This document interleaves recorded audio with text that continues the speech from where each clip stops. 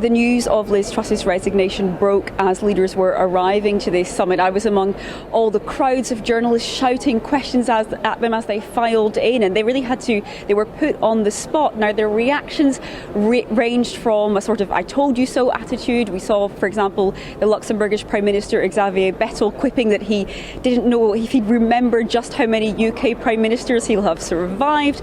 And he also mentioned that he criticised that decision, that Brexit decision, the decision of the United Kingdom to leave the European Union. But there were also some very sincere concerns expressed, not least given the geopolitics Europe is currently facing. Take a listen to what the Latvian Prime Minister Krišjānis Kariņš had to say.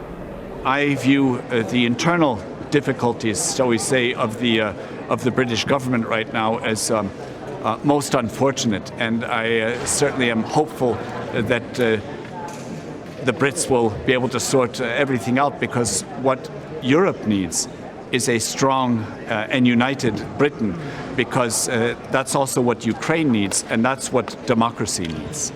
Now, the fallout of the war in Ukraine is increasingly felt here in Europe. Energy bills are skyrocketing, and leaders are trying to find some sort of response. Now, there are two camps facing each other down at this summit. There are around 15 countries or more, including Italy, that want to see some major market interventions in the form perhaps of a cap on gas prices.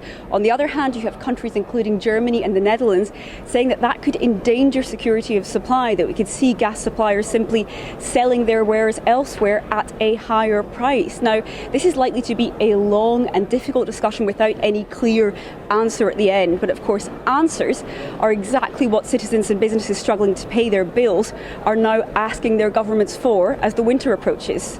Rosie Birchard, SABC News, Brussels.